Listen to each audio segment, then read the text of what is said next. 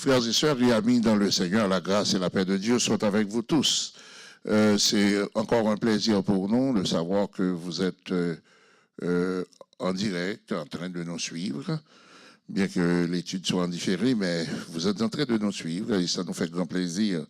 Et nous souhaitons que cette étude soit pour vous un moment de grande bénédiction et que vous puissiez apprendre pas mal de choses à travers cette étude. Et puis nous sommes aussi prêts à apprendre de vous. Donc si vous avez de bonnes choses à nous dire ou bien des commentaires à faire, nous recevons tous ces commentaires-là avec beaucoup de satisfaction. Donc, que Dieu vous bénisse. Naturellement, vous savez que nous sommes en train d'analyser le contenu de la prière de Daniel. Ça fait un bout, là, depuis que nous avons commencé avec cette prière. Il s'agit d'une prière de confession. Donc, nous étions arrivés la fois dernière au verset 12, Daniel chapitre 9, verset 12. Aujourd'hui, nous allons partir avec le verset 13 et nous allons y aller jusqu'au verset 15, verset 13, 14 et 15. Et je vais lire pour vous le texte. Comme cela est écrit dans la loi de Moïse, toute cette calamité est venue sur nous et nous n'avons pas imploré l'Éternel, notre Dieu. Nous ne nous sommes pas détournés de nos iniquités. Nous n'avons pas été attentifs à la vérité. L'Éternel a veillé sur cette calamité et l'a fait venir sur nous, car l'Éternel, notre Dieu, est juste dans toutes les choses qu'il a faites. Mais nous n'avons pas écouté sa voix. Le dernier verset pour aujourd'hui. Et maintenant, Seigneur, notre Dieu, toi qui as fait sortir ton peuple du pays d'Égypte par ta main puissante et qui t'as fait un nom comme il l'est aujourd'hui, nous avons péché. Nous avons commis l'iniquité. Donc, c'est une prière extraordinaire. Et quand nous regardons ce que Daniel est en train de dire à Dieu et comment il est précautionneux, comment il est prudent, il ne veut pas dire des choses qu'il n'aurait pas dû dire. Donc, c'est extraordinaire. Et la crainte que cet homme a eue pour son Dieu. Donc, si on se souvient, au verset 9, on a eu les termes pardon et miséricorde. Mais on ne les voit plus à partir du verset 10 jusqu'au verset 14. On ne voit plus les termes miséricorde et pardon.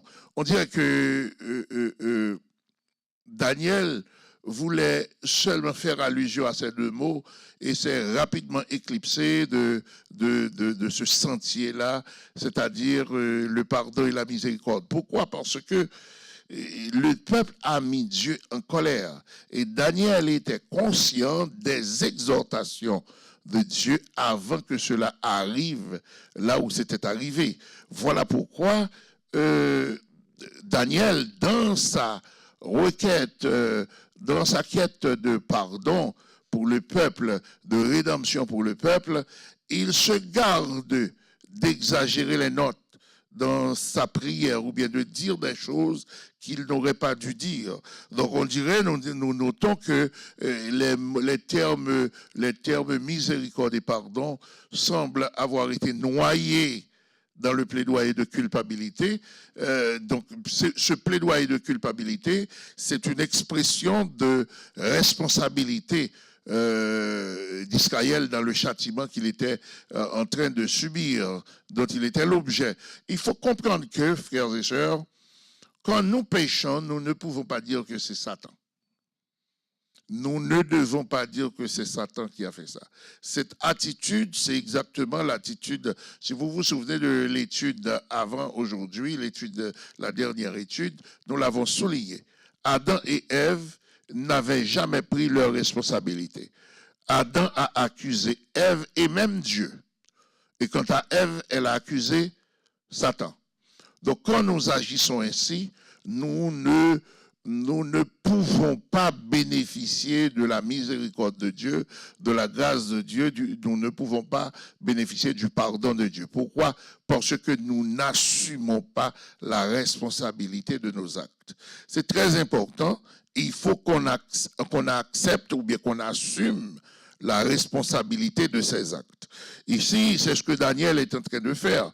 Il dit que nous avons péché. Il reprend, nous avons péché. Ce n'est pas une question de miséricorde de Dieu, pardon de Dieu, c'est ce que nous voulons, c'est ce que nous cherchons, mais nous devons reconnaître que nous avons péché. C'est très important. Maintenant, regardons, considérons les versets, le verset 13. Comme cela est écrit dans la loi de Moïse, toute cette calamité est venue sur nous et nous n'avons pas imploré l'Éternel, notre Dieu. Nous ne nous sommes pas détournés de nos iniquités, nous n'avons pas été attentifs à la vérité. Or, ici, quand nous prenons ce texte, à travers ce texte-là, ou bien à travers cette prière, on trouve ce texte qui nous présente quelque chose, une constante. Quelle est cette constante? La quête de pardon ne se base nullement sur une circonstance non aggravante ou un mérite quelconque. Sur quoi elle se base? Toute la démarche d'absolution se repose uniquement et absolument sur la miséricorde et la bonté de Dieu. Ok, c'est une constante. Quelle est la constante?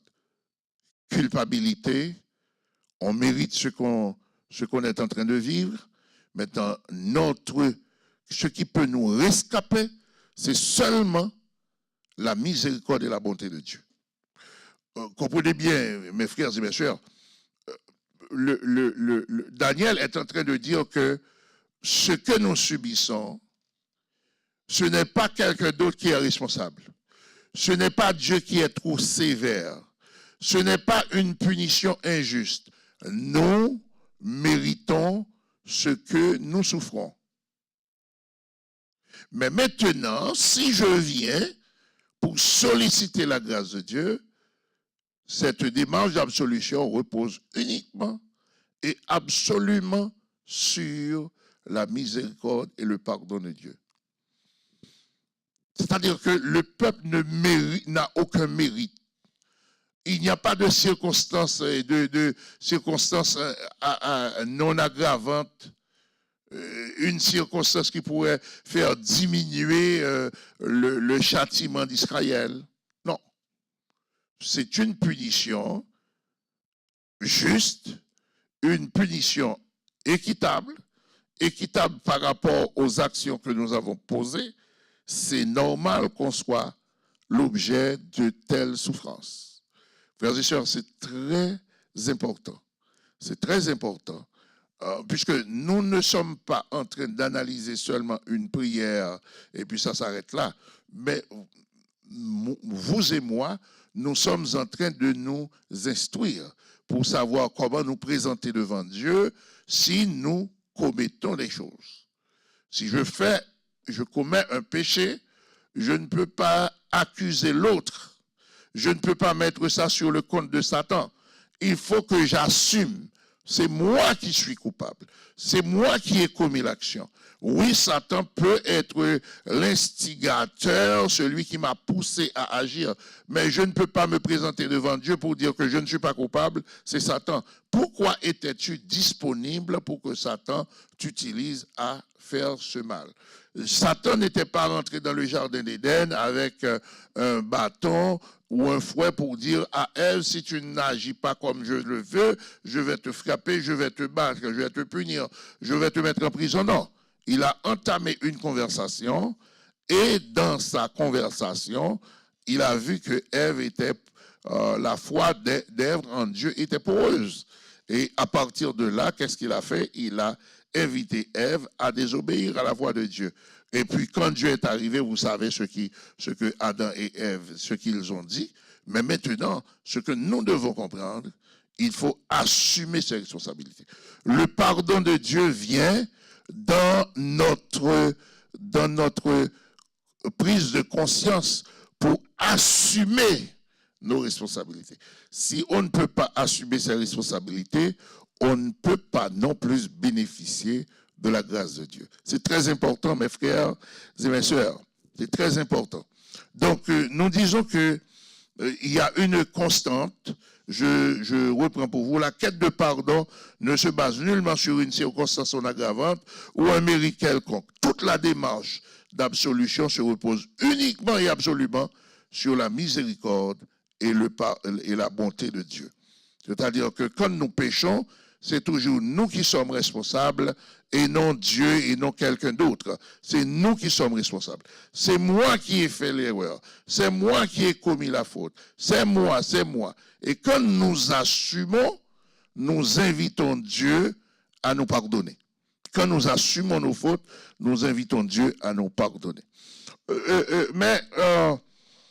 En effet, l'intercesseur souligne 2 points essentiels pour expliquer la chute d'Israël.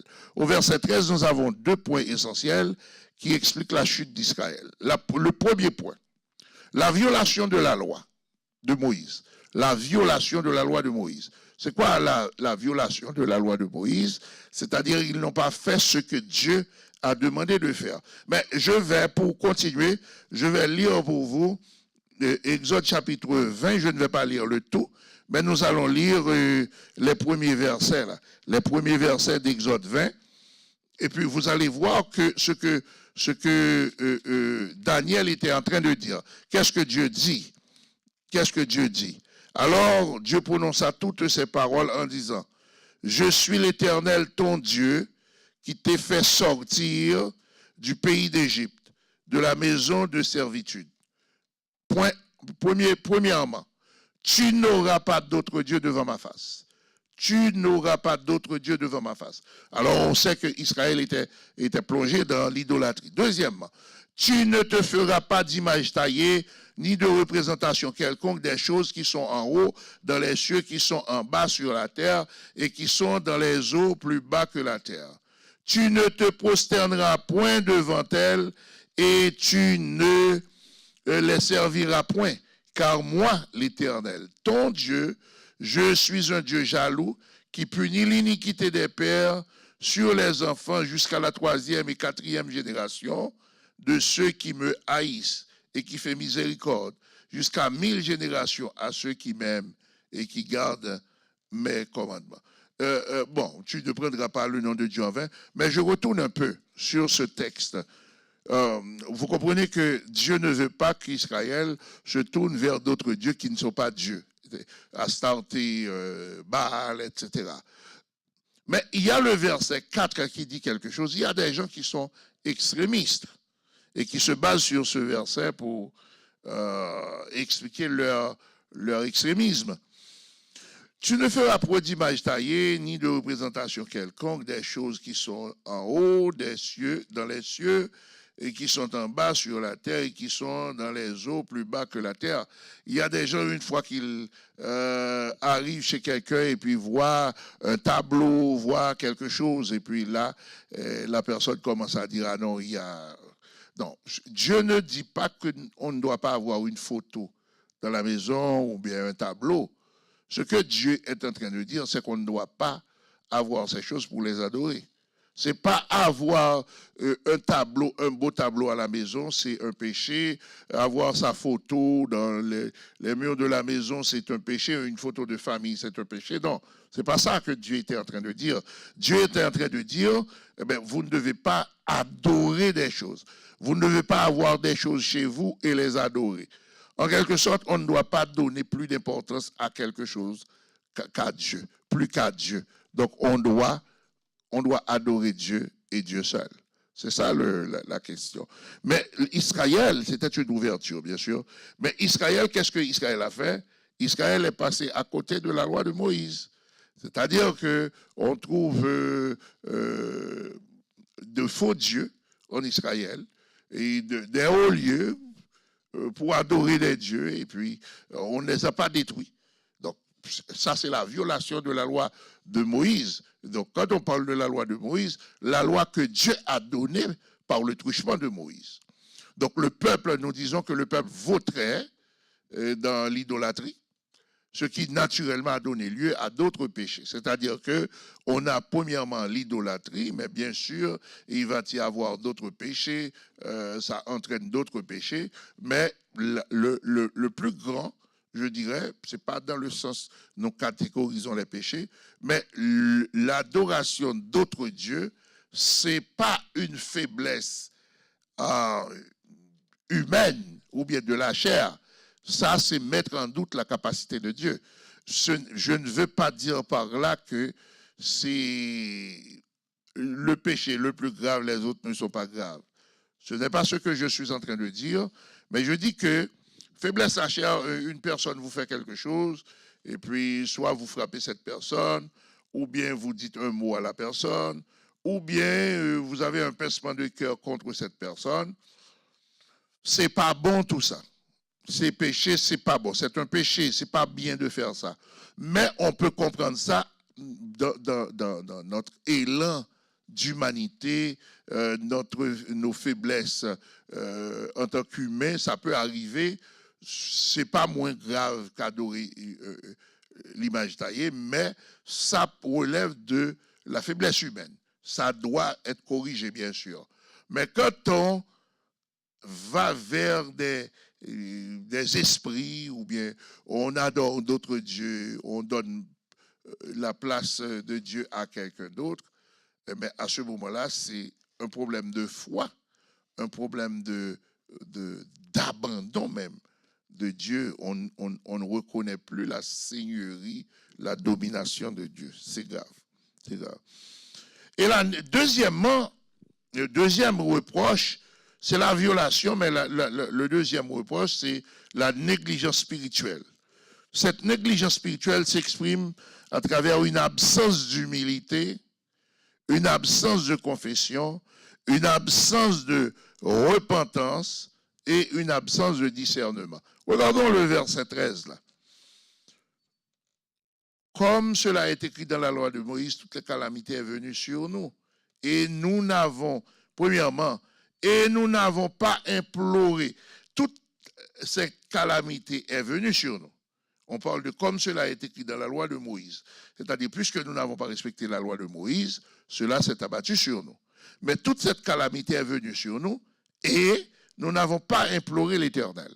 C'est-à-dire que c'est comme l'orgueil.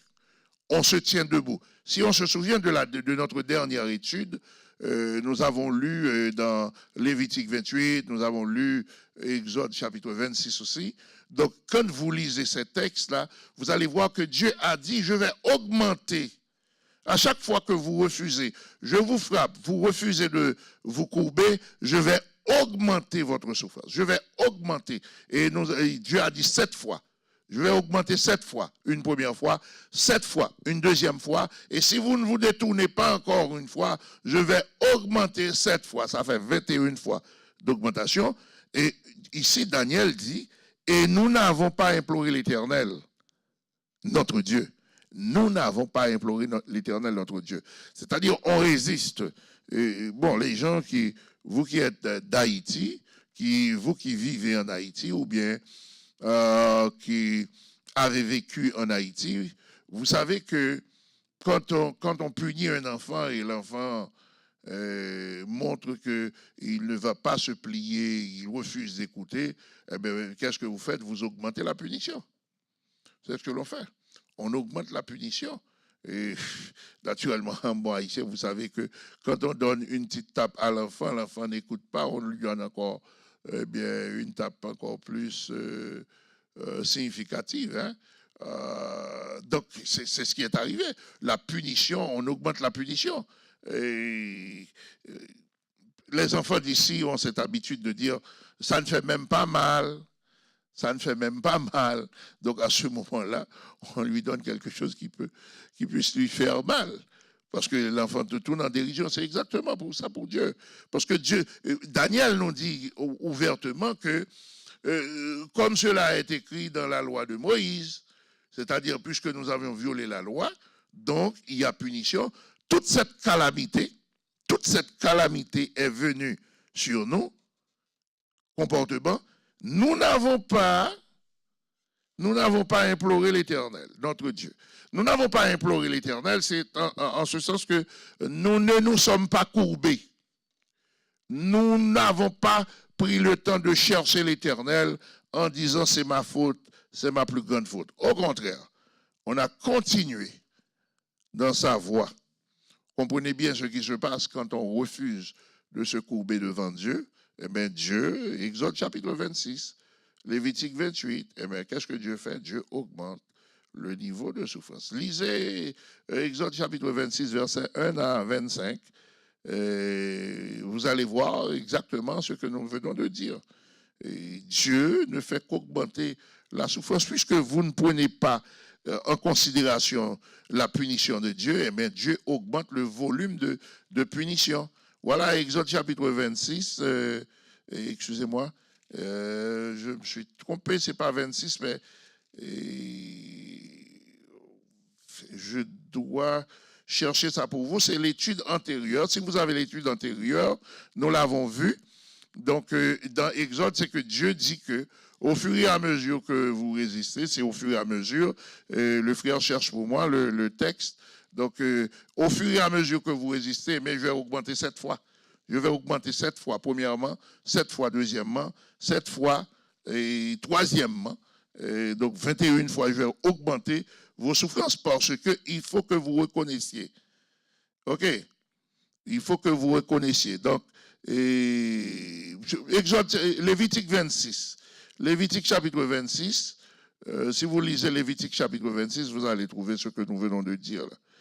Et Lévitique 26. Ce n'est pas Exode, mais c'est Lévitique chapitre 26, du verset 1er jusqu'au verset 25, comme ça. Jusqu'au verset 25. Jusqu'au verset 25. Donc, Lévitique chapitre 26. Nous corrigeons, ce n'est pas Exode 26, mais Lévitique 26. OK. C'est clair. OK, Lévitique chapitre 26.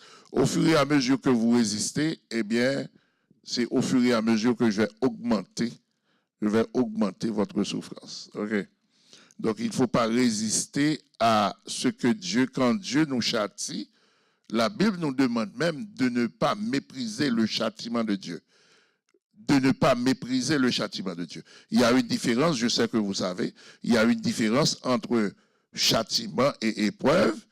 Épreuve, c'est bien sûr une souffrance, bien sûr, mais ça nous permet de grandir. Le but de l'épreuve, c'est de nous faire changer de classe. C'est comme un examen qu'on prend en classe. Ça va nous permettre de changer notre niveau de connaissance, de foi en Dieu, ok? Mais le châtiment, c'est une punition. Ce n'est pas comme l'épreuve. L'épreuve, c'est pour changer de classe. On n'a rien fait pour avoir une épreuve. C'est Dieu qui décide de nous éprouver. C'est le cas de Job. C'est le cas de Job. Dieu a éprouvé Job. Et puis Job a dit finalement, mon oreille a entendu parler de toi, mais maintenant mon œil t'a vu. Job n'avait rien fait de mal. Mais si on prend Nebuchadnezzar, eh bien, lui, c'est à cause de son orgueil que Dieu l'a frappé. OK? Donc, il y a une différence entre épreuve et châtiment. Donc, nous disons que Dieu a frappé Israël à cause de, premièrement, sa négligence spirituelle. Alors, il y a la violation de la loi. Le peuple vautrait dans l'idolâtrie. Deuxièmement, il y a la négligence spirituelle qui se manifeste à travers l'absence d'humilité. Dieu frappe, au lieu de se courber, eh bien, le peuple refuse. Absence de confession aussi. Et donc, c'est ce que Daniel nous dit. Et nous n'avons pas imploré l'Éternel, notre Dieu. Nous ne nous sommes pas détournés de nos iniquités. Absence de repentance, absence de confession, absence de repentance et absence de discernement. Et il l'ajoute à la fin. Et nous n'avons pas été attentifs à ta vérité. C'est-à-dire que discerner, comprendre la vérité de Dieu. La dernière étude que nous avons faite, dans cette étude, nous avons dit que il faut que chacun de vous qui m'écoutez là, chacun de vous qui m'écoutez, chacun, je vous demande moi aussi, ça me concerne, quand nous allons à l'église, nous entendons un message, le message nous parle, on n'a qu'à se mettre à genoux pour chercher la grâce de Dieu. on ne peut pas se mettre en colère contre le prédicateur ou bien passer à pieds joints sur le message que Dieu nous envoie. Moi, des fois, je prêche un message. Le premier à être touché par ce message, c'est moi. Des fois, je suis allé à la maison et je demande pardon, même à mes enfants, parce que je reconnais que tout ce que j'avais dit, ça s'applique à moi. Et si le prédicateur, comme je l'avais dit la fois dernière, si le prédicateur voit que ces messages sont toujours aux autres, pas à lui, il doit se poser la question, est-ce que c'est moi qui écris mes messages, qui communique mes messages, ou bien le Saint-Esprit me communique des messages à communiquer à son peuple? Si c'est le Saint-Esprit qui vous communique, le Saint-Esprit ne va pas vous ménager là, le prédicateur. Le Saint-Esprit ne va pas vous ménager. Le Saint-Esprit va parler à tout le monde, y compris vous. Le Saint-Esprit, quand il parle à tout le monde. Il n'aménage personne. Ok, il parle même aux prédicateurs, aux porte-parole. Voilà pourquoi Ésaïe a dit, je suis perdu parce que j'ai vu le roi de gloire. Alors si, malheur à moi, si vous regardez, il a dit malheur à, au chapitre 5 d'Ésaïe, il a prononcé 6 malheurs, et au chapitre 6 d'Ésaïe, il a dit malheur à moi, parce qu'il a vu le Seigneur. Donc ce n'est pas parce qu'on prêche, je fais l'étude là, c'est pour les autres, non. C'est pour moi aussi. C'est pour nous tous, pour que nous puissions être transformés. Maintenant, nous allons au verset 14. Malheureusement, je ne peux pas m'arrêter pour dire est-ce que vous avez des questions. Mais si vous avez des questions, vous pouvez nous les adresser. Et même quand nous ne pouvons pas prendre des questions aujourd'hui, mais vous pouvez nous les adresser et nous allons bien sûr prendre le temps de regarder vos questions et de les répondre. Et si vous avez des questions, vous voulez que ce soit en direct, eh bien prenez le temps de les écrire et puis à l'autre étude, venez avec et nous ferons le devoir de répondre à vos questions. Maintenant le verset 14. Le verset 14. Lisons le verset 14. L'Éternel a veillé sur cette calamité. Il a fait venir sur nous. Car l'Éternel, notre Dieu, est juste dans toutes les choses qu'il a faites. Mais nous n'avons pas écouté sa voix. Ce texte, je n'arrive pas à bien assimiler le texte. Si je prends par exemple cette partie-là qui dit que l'Éternel a veillé sur cette calamité. Moi, j'ai essayé de trouver une interprétation, de voir qu'est-ce qu'on pense, qu'est-ce que les théologiens, qu'est-ce qu'ils disent. Je n'ai pas trouvé grand-chose, mais l'Éternel a veillé sur cette calamité. C'est plus dans ce sens que Dieu ne voulait pas appliquer cette calamité. Ce n'était pas le vœu de Dieu de frapper son peuple. Dieu, c'est pas un Dieu malveillant. Dieu ne se compare pas. Dieu est bon, Dieu est miséricordieux. Dieu, c'est pas, il ne faut pas comparer Dieu avec les esprits impurs qui maltraitent les humains. Dieu, c'est lui qui a appelé les humains à l'existence. Il ne souhaite pas notre souffrance. Parce que si Dieu voulait notre souffrance, il n'aurait pas pris le temps de tout créer pour que nous puissions nous retrouver dans une ambiance ou bien dans l'abondance. L'homme était dans l'abondance. Dieu avait tout créé avant. Dieu avait créé un cadre avant d'amener l'homme à l'existence. Et Dieu, si Dieu voulait nous faire du mal, eh bien, il n'aurait qu'à penser seulement à nous faire du mal. Et puis, l'univers entier là serait embrasé. Parce que Dieu, c'est lui qui tient l'univers dans sa main. OK? Mais maintenant, Dieu ne veut pas nous infliger la souffrance. Mais quand c'est nécessaire, il ne va pas négliger de le faire. Il y a des gens qui pensent que, bon, oui, mais tout ça, c'est l'Ancien Testament, ce n'est pas le Nouveau Testament. Faites attention, mes frères et mes sœurs. Le Nouveau Testament, que Ananias et Saphira ont été exécutés, je dirais, par Dieu. Ananias et Saphira. Hein? Vous vous souvenez? Ananias et Saphira.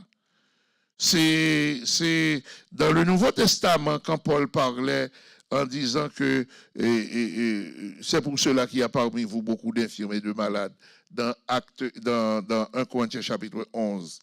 Eh bien, mais écoutez, pourquoi tout ça? Parce qu'on est dans le Nouveau Testament. Pourquoi ces choses-là sont arrivées alors qu'on est dans le Nouveau Testament? Et donc, Acte chapitre 5, c'est pour Ananias et Saphira. Acte 5, Ananias et Saphira, c'est dans le Nouveau Testament. Et quand on prend 1 Corinthiens 11, c'est dans le Nouveau Testament. C'est-à-dire, Dieu frappe encore, Dieu punit encore. Moi, je suis content d'être puni par Dieu que de pécher et puis Dieu ne me dit rien. Quand Dieu ne dit rien, cela veut dire qu'il nous attend pour nous juger. Et Paul le dit ouvertement. C'est pour cela qu'il y a parmi vous beaucoup d'infirmes et de malades et que grand nombre sont morts. Si nous nous jugeons nous-mêmes, nous ne serons pas jugés. Quand nous nous condamnons, nous disons que nous avons mal agi. Si nous nous jugeons nous-mêmes, nous ne serons pas jugés.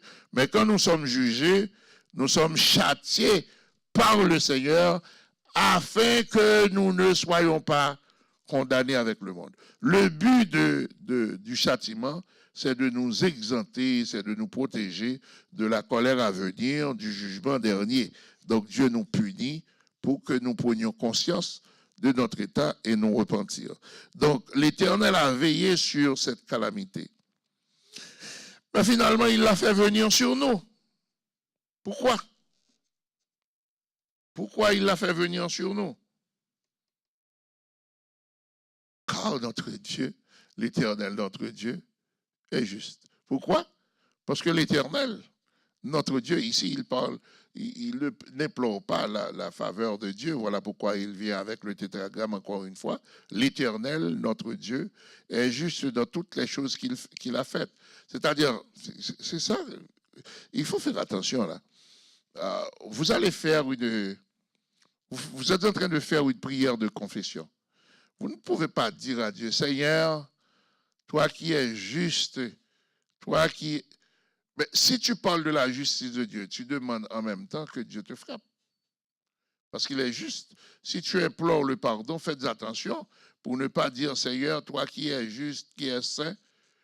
C'est pas parce que Dieu n'est pas saint, c'est pas parce que Dieu n'est pas juste, mais il y a des vocabulaires, il y a des mots qu'il faut employer. Il faut parler de miséricorde, il faut parler de bonté, il faut parler de la grâce de Dieu, il faut parler du pardon de Dieu, parce que dans cette circonstance, c'est ce dont vous avez besoin.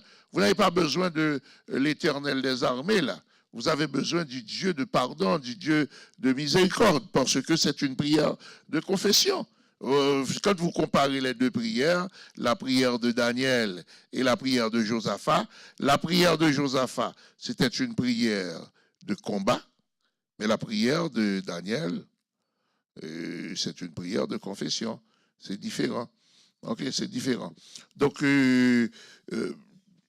Daniel nous dit que l'Éternel a veillé sur cette calamité, mais finalement, il l'a fait venir sur nous. Pourquoi? Parce que l'Éternel, notre Dieu, est juste dans tout ce qu'il a fait. Qu'est-ce que cela veut dire? Si Dieu ne nous punit pas, cela signifierait qu'il ne tient pas parole. Nous n'avons pas écouté. Nous n'avons pas écouté. Donc, Dieu est juste dans sa sentence. Si on se souvient de la prière de David, c'est encore une prière de confession au psaume 51. Il dit que il demande à être châtié en sorte que tu seras juste dans ta sentence et sans reproche dans ton jugement. C'est-à-dire, je mérite ton fouet, je mérite d'être puni, donc quand tu me puniras, tu seras juste dans ta sentence sans reproche dans ton jugement. C'est-à-dire que ton jugement sera juste, équitable par rapport au mal que j'ai fait.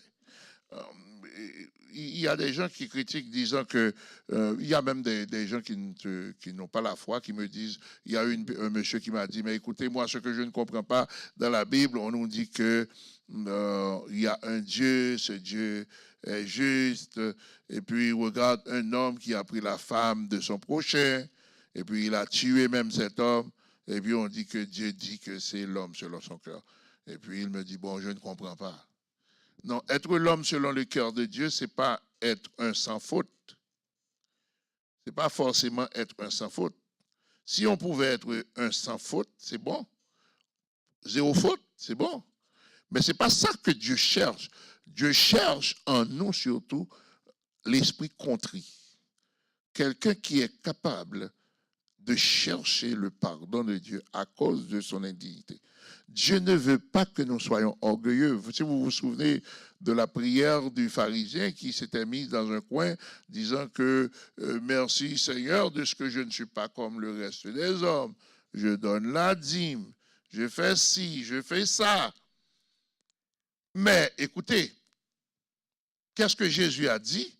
C'est l'homme qui était là, le publicain, qui osait même pas lever la tête et qui frappait sa poitrine là. C'est lui qui était sorti en disant que Seigneur, je ne suis pas digne de m'approcher de toi. Je ne suis pas digne. Je suis coupable. Dieu fait grâce aux humbles, mais il résiste aux orgueilleux.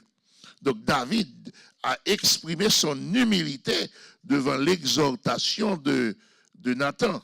Ce que Israël n'a pas fait. Au contraire, Jérusalem, dit-on, a tué ses prophètes. C'est la capitale du royaume du Sud. Jérusalem a tué ses prophètes. C'est-à-dire les prophètes, au lieu d'être bien reçus, d'être bien perçus, les rois les persécutent, le peuple se moquait d'eux. Et voilà pourquoi le mot jérémiade, c'est du nom de Jérémie, parce que Jérémie se plaignait souvent. Jérémie se plaignait devant Dieu. Donc, pourquoi il se plaignait? C'est parce qu'il a été mis en prison, il a été battu. Pourquoi? Parce que le message qu'il communiquait n'allait pas dans le sens des intérêts du peuple. Eh bien, Jérémie était mal vu, était mal perçu. Donc, puisque Dieu a parlé que vous n'avez pas entendu, David nous dit ceci: tu as fait venir sur nous cette calamité. Pourquoi? Car l'Éternel, notre Dieu, est juste dans toutes choses qu'il a faites. Mais nous n'avons pas écouté. Nous n'avons pas écouté. Dieu nous a donné la loi pour que nous marchions selon sa volonté. Nous n'avions pas marché selon sa volonté. Il nous a exhortés plus d'une fois, de diverses manières, par de petites tapes. Nous avons continué. Finalement, nous sommes tombés là où nous sommes tombés. Comprenez? C'est ça. C'est ce que Daniel est en train d'exprimer. Bien sûr, l'objectif de la prière, ce n'est pas de plaider coupable. C'est de chercher la grâce de Dieu, le pardon de Dieu. Mais, pour y arriver, il faut reconnaître sa culpabilité. Donc, c'est ce que Daniel a fait. Et nous disons que Daniel fait remarquer que Dieu était patient à l'égard d'Israël. Dieu était patient à l'égard d'Israël. Il ne voulait pas faire tomber sur lui ces terribles malheurs. Bien sûr, ce n'était pas la volonté de Dieu. Mais de l'autre côté, Dieu est juste.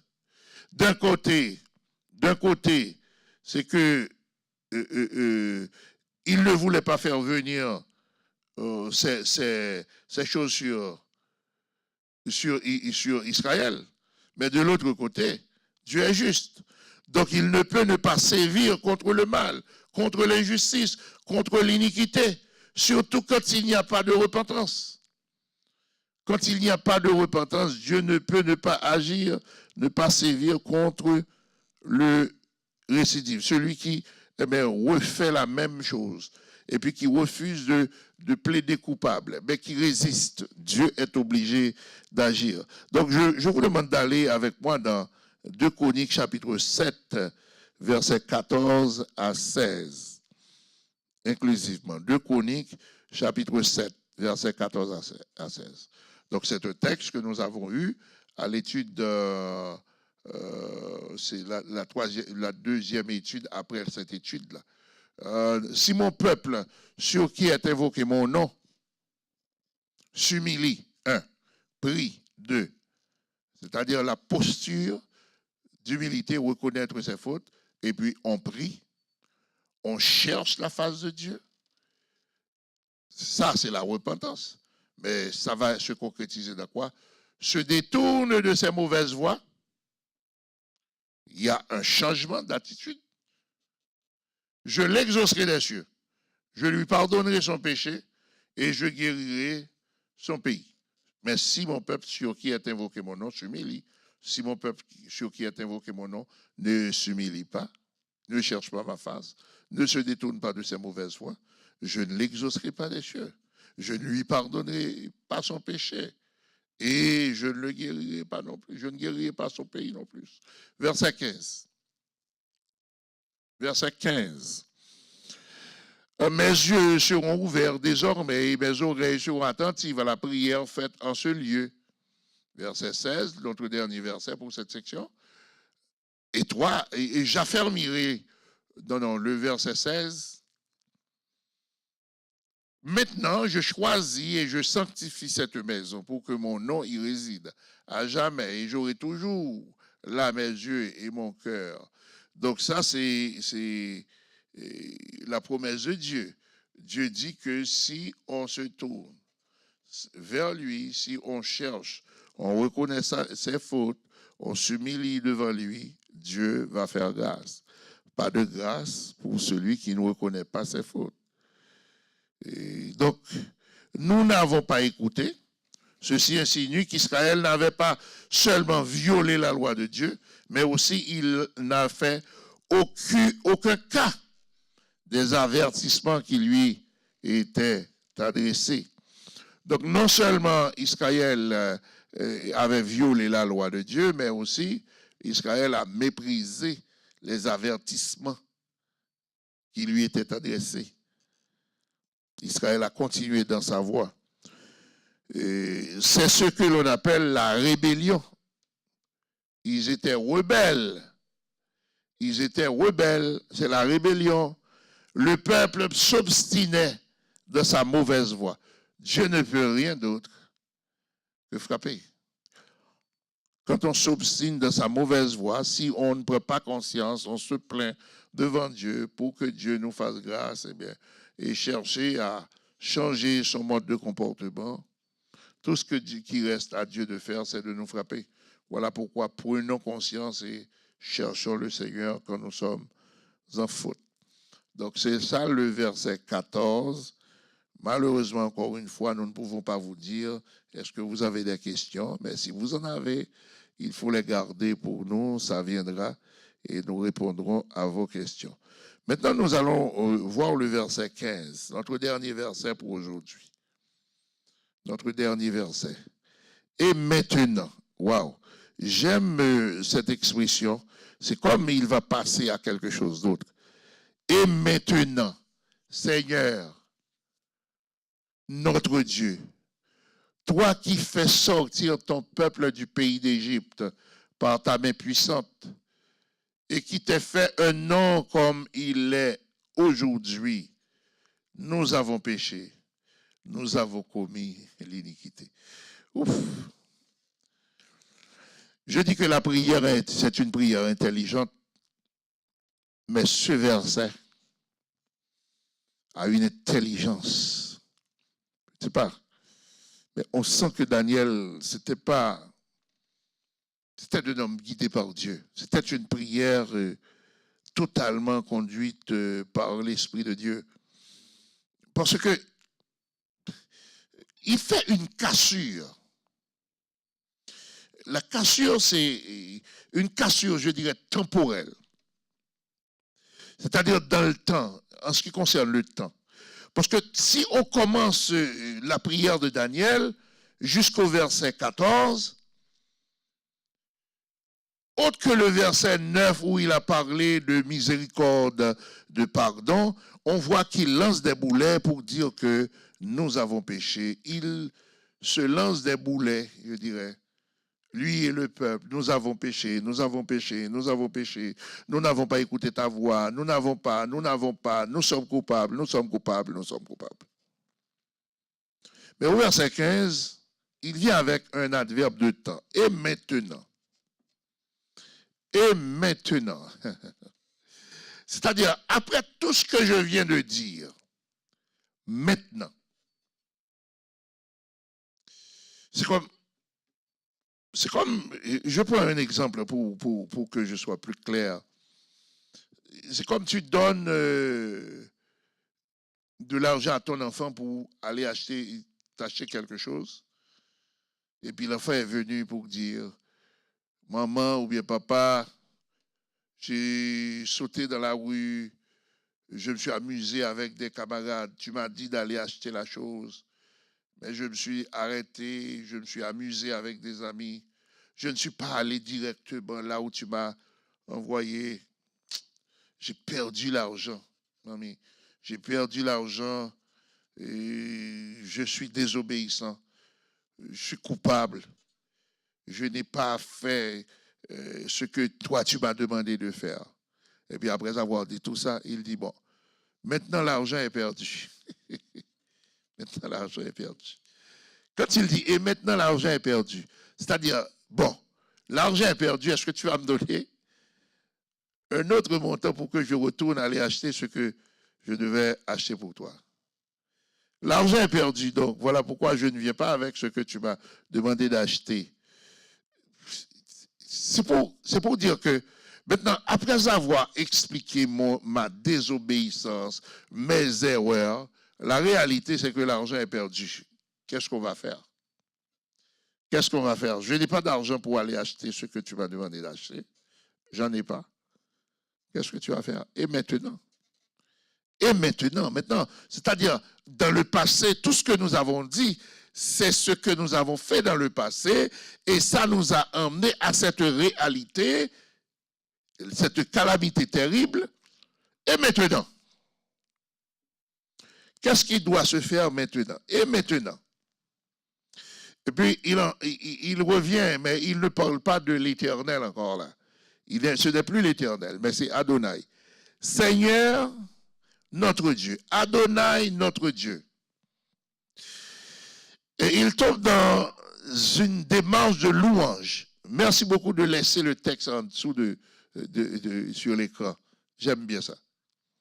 Et maintenant, Adonai, notre Dieu, pas l'Éternel.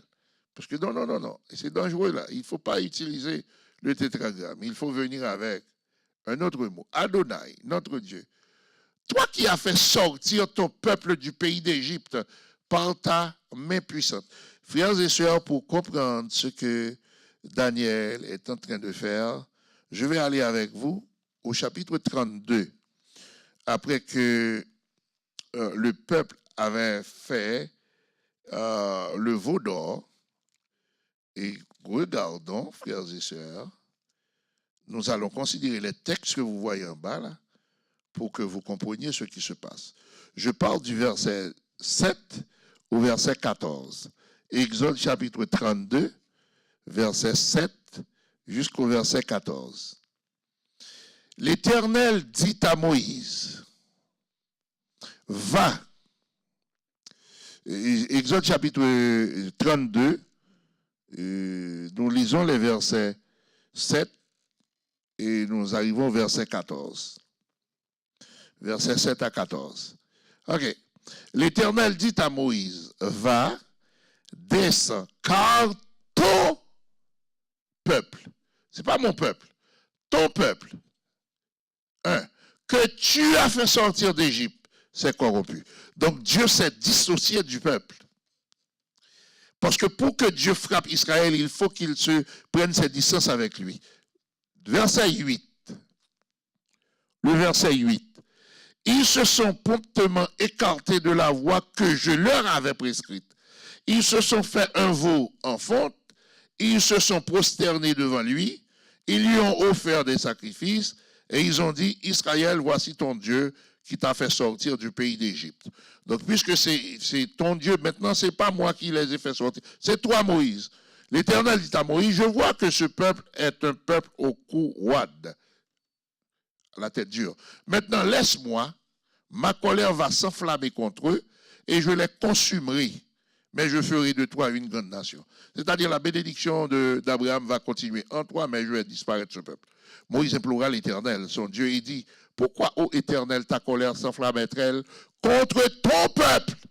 Ce n'est pas mon peuple, mais ton peuple, que toi-même tu as fait sortir d'Égypte, du pays d'Égypte, par une grande puissance et par une main forte.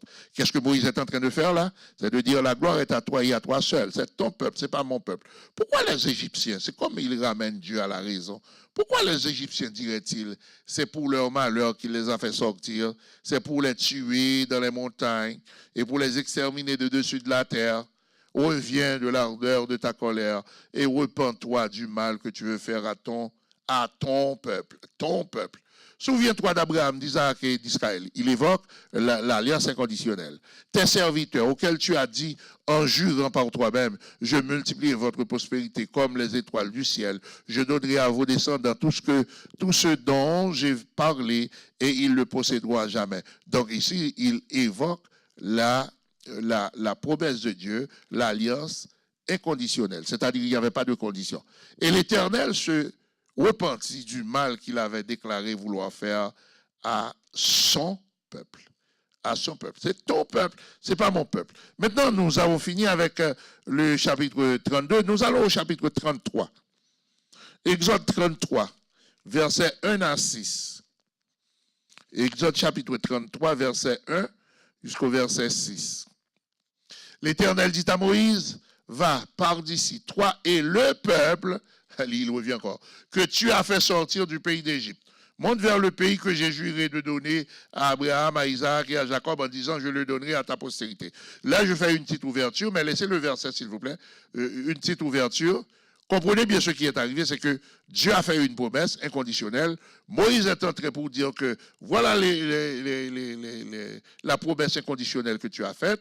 Maintenant, Dieu accepte d'avoir fait une promesse inconditionnelle en disant, oui, je donnerai, monte vers le pays que j'ai juré de donner à Abraham, Isaac et à Jacob, en disant, je le donnerai à ta postérité. Ok, je vais tenir parole. Mais verset 2. Le verset 2. J'enverrai devant toi un ange, pas moi.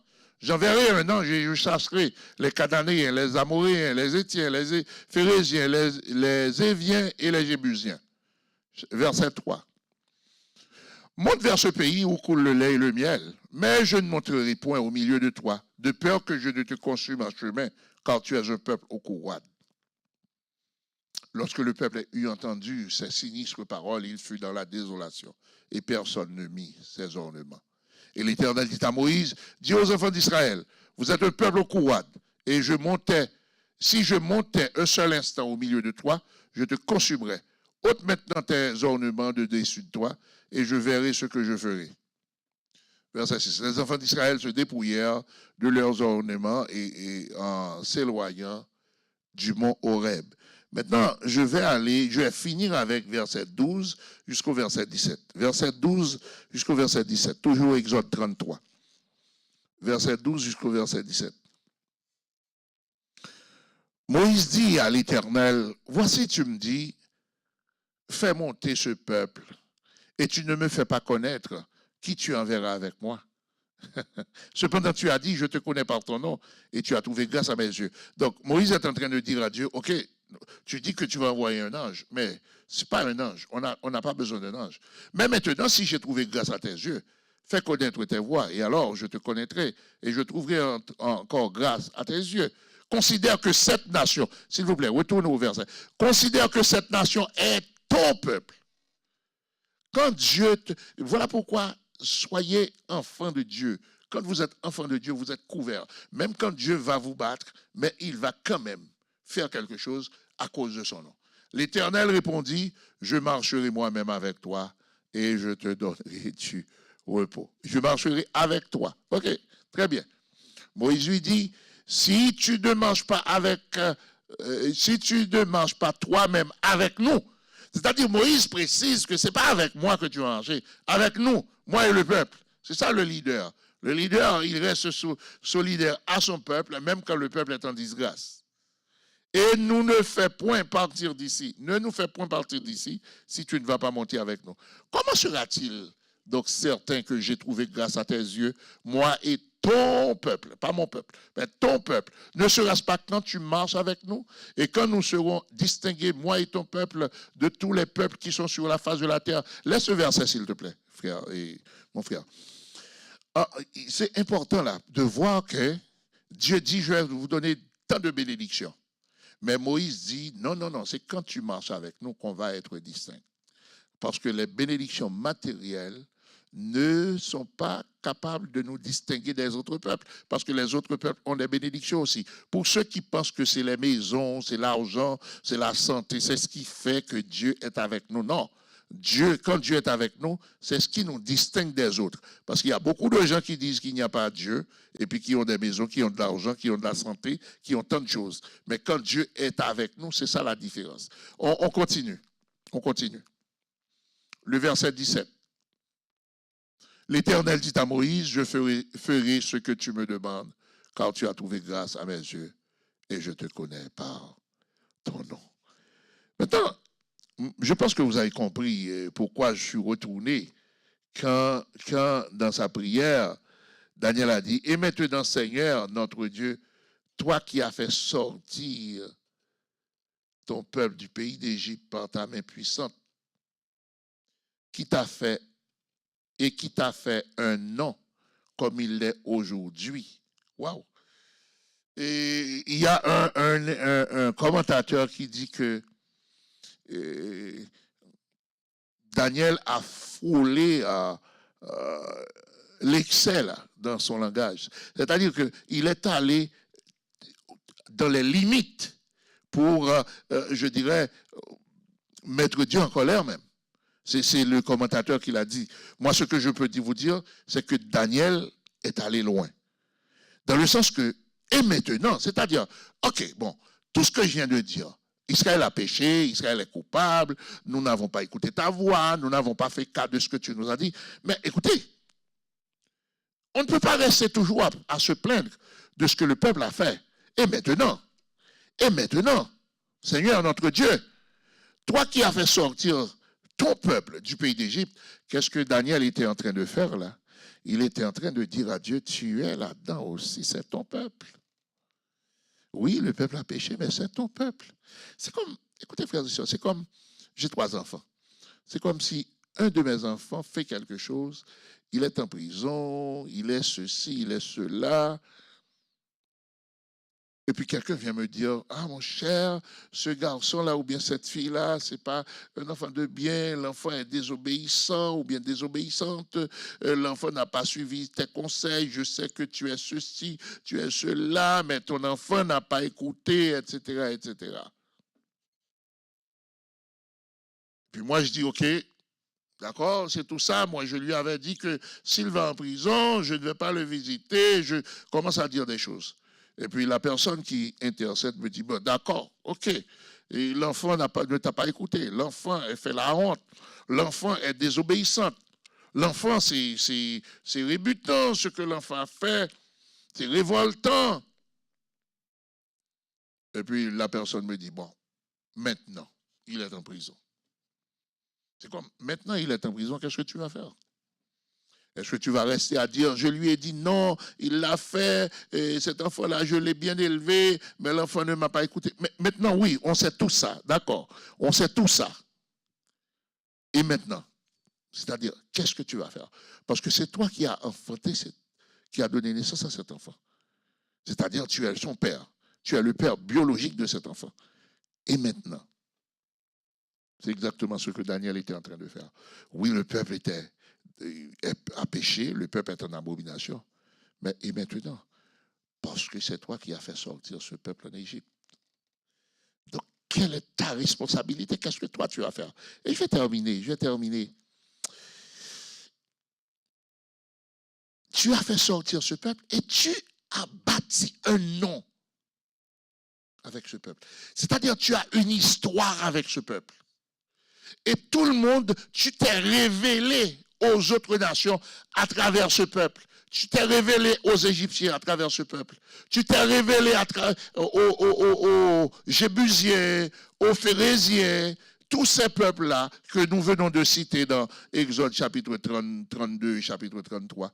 Mais tous ces peuples-là t'ont reconnu à travers ce peuple, ton peuple, Israël. Après ce péché-là, quoi de plus? Et maintenant, est-ce qu'on va rester toujours à se plaindre? On va rester toujours dans la boue? Qu'est-ce qui va se passer? Waouh! La question est directe à Dieu.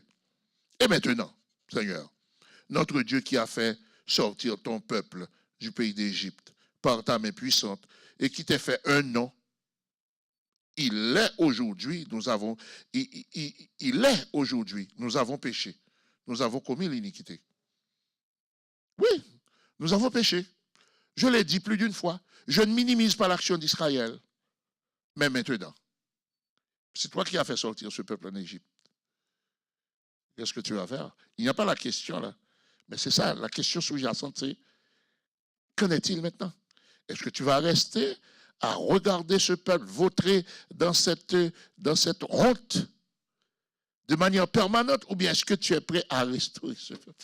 Waouh, quelle intelligence! Il ne l'a pas dit, mais tout ça est là dans ce texte, le verset 15. Nous allons nous arrêter ici, là.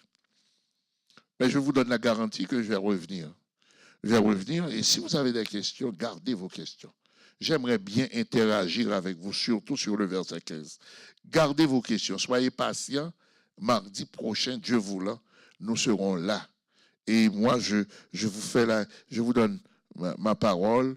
Je ne vais pas aller trop vite sur le verset 15. Je vais relire le verset 15, faire un peu de commentaires, juste pour éveiller votre esprit si vous avez oublié pas mal de choses, pour que vous puissiez poser des questions là-dessus. Et puis, nous allons continuer. Je crois qu'il nous reste peut-être une ou deux études sur cette prière, et puis ce sera fini. Mais c'est très important, frères et sœurs. L'intercesseur doit être intelligent. Quand vous intercédez, si il y a un problème de péché, les gens qui intercèdent doivent être intelligents pour savoir comment parler à Dieu. Ils doivent se laisser diriger par le Saint-Esprit pour trouver les mots justes afin de toucher le cœur de Dieu. Que Dieu vous bénisse, que Dieu vous garde, et puis nous serons avec vous en direct le mardi prochain. Je vous rappelle toujours que c'est l'Église de Dieu de la Prophétie Montréal-Est, au 72-77 boulevard Saint-Michel, à Montréal. Donc, nous vous attendons soit dans nos cultes à 11h du matin, l'école dominicale à 10h et le culte à 11h du matin. Et puis, pour les études bibliques, c'est mardi à partir de 19h15. Que Dieu vous bénisse, que Dieu vous garde, et c'était un plaisir d'être avec vous. Dieu vous bénisse.